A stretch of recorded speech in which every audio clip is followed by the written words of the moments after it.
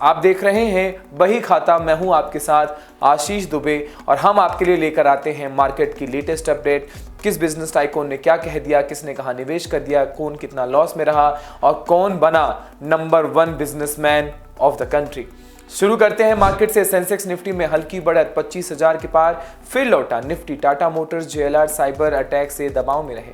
भारतीय शेयर बाजार में गुरुवार को हल्की बढ़त देखने को मिली है, जहां सेंसेक्स लगभग 50 अंकों की मजबूती के साथ 81,600 के करीब पहुंचा और निफ्टी 24,950 से कारोबार करता हुआ दिखाई दिया। हालांकि निफ्टी इंट्राडे में 25,000 के स्तर को पार कर चुका था, लेकिन इसे स्थायी रूप से पकड़ नहीं पाया गया। इस बीच जुपिटर वेगन्स का शेयर आज चमकदार प्रदर्शन कर रहा है, क्योंकि कंपनी को नए ऑर्डर मिले हैं, जिसके चलते इसमें 6% तक की तेजी दर्ज की गई है। वहीं टेगा इंडस्ट्रीज भी फोकस में रही, जिसने मौलिकॉप का अधिग्रहण किया था। विशेषज्ञों का कहना है कि यह सौदा लंबी अवधि में जोखिम भरा साबित हो सकता है, क्योंकि विदेशी संचालन और इंटीग्रेशन की चुनौतियां सामने आएंगी। साथ ही कंपनी का शेयर पहले से ही ऊंचे वैल्यूएशंस पर कारोबार कर रहा है। दूसरी ओर OFSS ने साफ किया है कि ओरेकल कॉर्प की अर्निंग्स का उसके बिजनेस और कोई सीधा असर नहीं पड़ने वाला। शुरुआती कारोबार में निफ्टी बैंक 120 अंक पर गिरा, जबकि रुपया की शुरुआत भी कमजोर रही।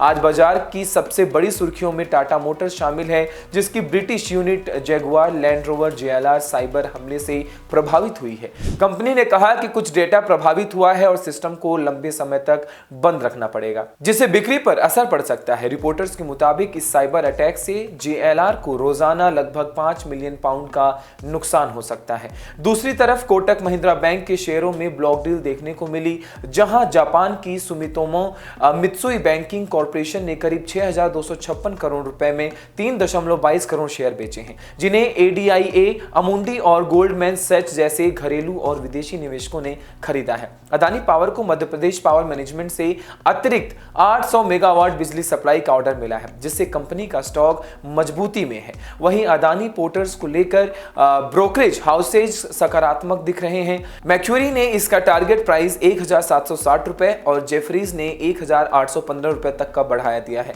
क्योंकि कंपनी आने वाले वर्षों में 1 बिलियन टन कार्गो वॉल्यूम का लक्ष्य लेकर चल रही है और लग्जरिस्ट सेगमेंट्स में तेज ग्रोथ की संभावना है। तेल और गैस सेक्टर में CLSA ने कहा कि जुलाई में गैस की मांग कमजोर रही, लेकिन दिल्ली में CNG की बिक्री अगस्त में 27% बढ़ी है, जिससे IGL के वॉल्यूम्स में सुधार का संकेत मिलता दिख रहा है। दूसरी तरफ नोमुरा ने JAL पर बाय रेटिंग दी है। 225 रुपए का टारगेट तय किया गया था। साथ ही उम्मीद जताई जा रही थी कि टैरिफ हाइक में कंपनी के मुनाफे में अगले वर्षों में बड़ा सुधार हो सकता है। वहीं TCS को लेकर CLSA का मानना है कि आर्टिफिशियल इंटेलिजेंस से जुड़े अवसरों पर कंपनी की आय में नई बढ़ोतरी हो सकती है और हाल ही में इन्फोसिस के बायबैक के बाद TCS पर भी इसी तरह के कदम उठाने का दबाव बन सकता है।